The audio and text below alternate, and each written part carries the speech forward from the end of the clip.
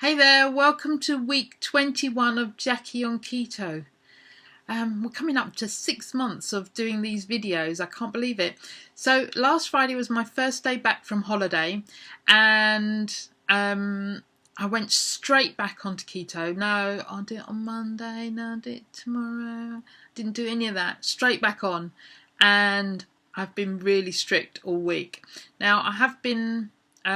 as I said last week, I decided to measure my carbs in total carbs because I thought, well, maybe if I'm measuring net carbs, I'm not getting a realistic idea of what I'm actually eating. And I thought maybe I was eating a lot more than I thought I was. But when I changed to net carbs and I was going to try and keep it to under 20, I found that I wasn't too far out. I was less than 30.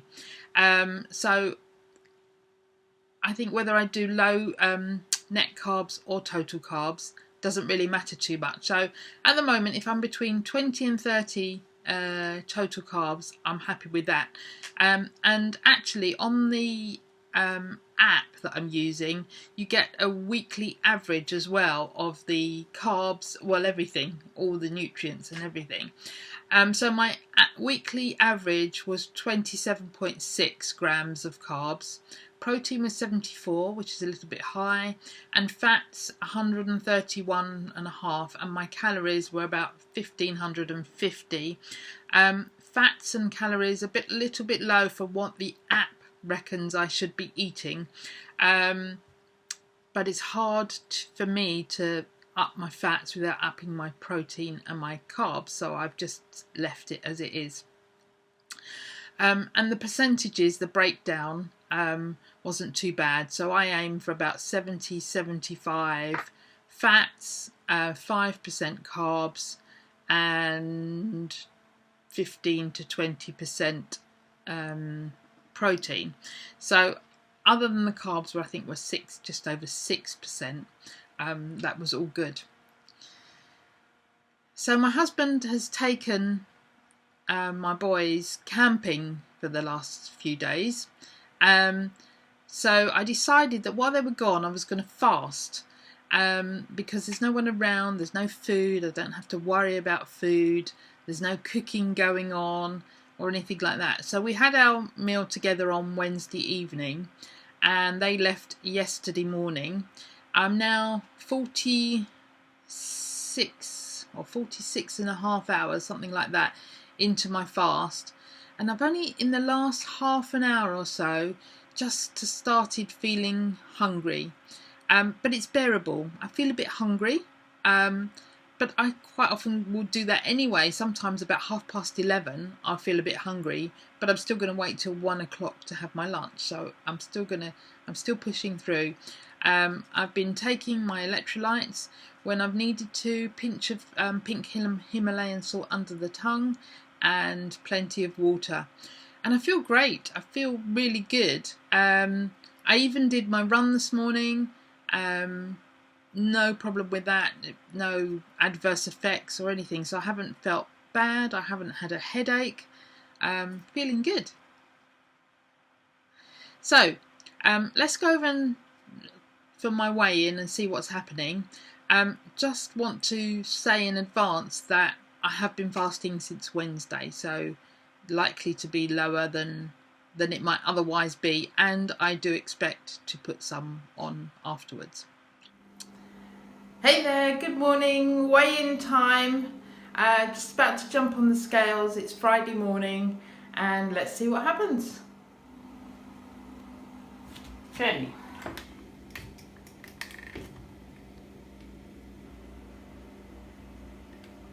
It's bouncing. 1311.6.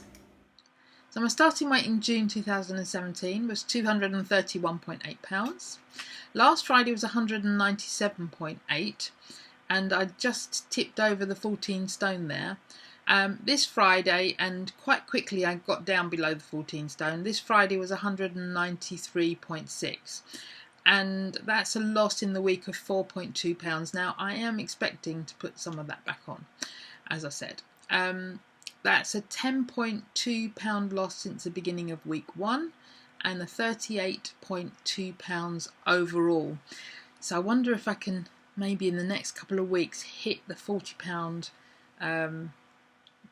reduction, overall reduction. That would be good. And 40 pounds is not far off. Where's my calculator? 28 and 14, 32. So 42 pounds is going to be 3 stone. So that would be cool to do that.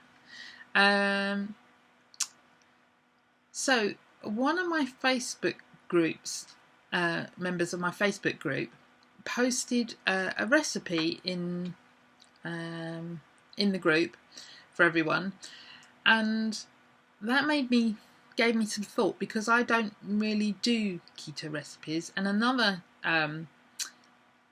person in my group sent me a photo today of a keto cookbook, and my husband does most of the cooking, and I really can't be bothered with cooking, and I don't enjoy it that much, even though I can cook. And so we tend to have a meat and veg, and I put butter on it. Sometimes if I'm feeling adventurous, I like to do chicken in a cream sauce, which my kids love as well. So that's the sort of the extent of the food. Well, I might have a roast, or just roast chicken, or chops, or steak, things like that, which is quite simple food. I'm quite happy with that. But I was thinking that some of my group might feel that they might benefit from doing some more varied foods. So my challenge to myself this week is going to be to make a recipe and then tell you how it went. So we're going to see how that goes. That is a challenge for me. So my Couch to 5K, I've completed week 9, which is the last week, run 2. Now that I'm home, if you remember last week I was saying my legs were hurting. Now that I'm home, my legs haven't hurt at all. Now that could be, I've thought of 3 reasons why that might be. I don't know which one it is. So one is that I'm back in my own bed, and that supports me better. 2 is I've been taking the electrolytes, which I didn't do while I was away very much. And 3, I've been running outside and not on the treadmill. So it could be either all or a couple of those. I don't know which. Doesn't really matter so long as my legs are not hurting. They are actually hurting today because they're stiff, because I really did a hard workout yesterday.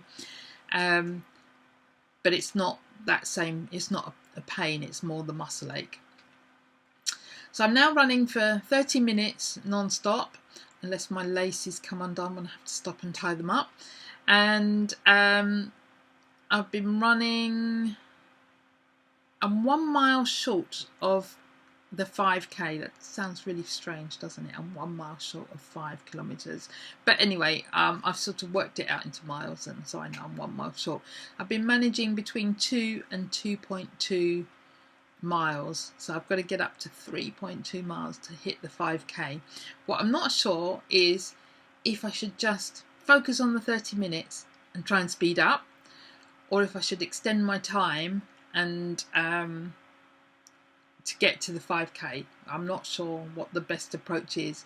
Maybe I should post that on Facebook and somebody might have an answer for me.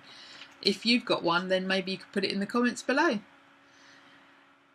And I thought my first day back to HIIT would be hard, having not done it for 2 weeks. And actually it was much easier, even easier than before I went away. So that was quite a strange thing to encounter. And I'm thinking that probably the fitness from the running has helped with the movement that I'm doing in the HIIT. And I said last week that I was going to wait until Monday to test my ketones. I actually waited till Tuesday. Various reasons, it just worked out that way. And I was in a 0.7 millimolar, so I'm well into ketosis there, 0.5. Well, anything that registers above 0.2, 0.1, 0.2 is, they're saying that you've got ketones. But most people reckon 0.5 and above is in ketosis. And through this fast, I tested yesterday and today. So yesterday I was 1 millimolar, and this today 1.1 millimolar. And in fact, I might go and test now, even though I'm not going to eat yet. I might test now and just see what's happened now that it's nearly 48 hours in. And one of my Facebook group members asked today about testing the urine and how you know if you're in ketosis. And actually, I have no experience whatsoever of urine test strips. I've never done them. When I started testing, I went straight for a blood meter. But I believe on the side of the packet they have like a coloured chart, and you measure, you hold it up to it and see which one you're closest to.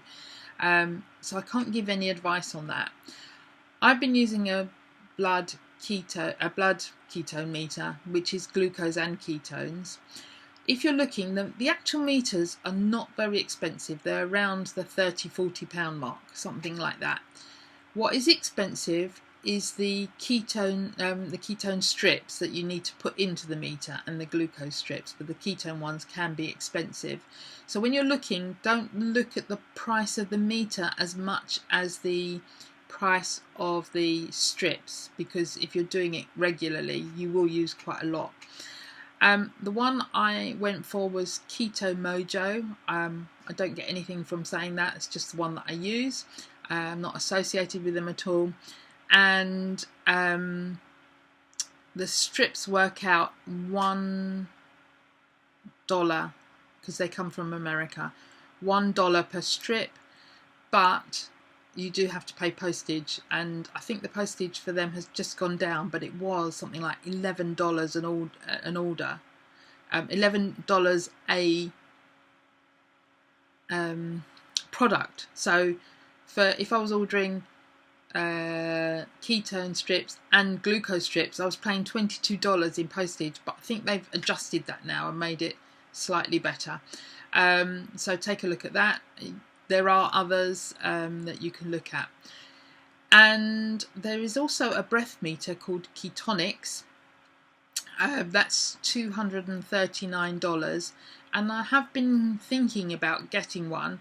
I hear lots of things on the internet that blood meters are better, and there's all varying comments, so I don't know. If I did get the Ketonix, I would do both probably and just keep an eye, and then maybe at some point in the future decide which I was going to stick with, but that's not going to happen yet. There is another one called Level, L-E-V-L, which is a breath ketone meter, but I think that's quite expensive to get, and then there's an ongoing fee for that. And again, it's fairly new, so it might change and come down over time. And last week I was wondering if I would find getting back on keto challenging. I just want to say no, I didn't. I just got back into it really easily. I didn't even eat that many calories the first couple of days. So I think once you're adapted and you're used to it, you can sort of go backwards and forwards. But I've been totally strict all week, as I said. So my challenge for this week is to make a recipe. I don't know what I'm going to do yet, but I'll let you know. So that's all for this week, and see you next week.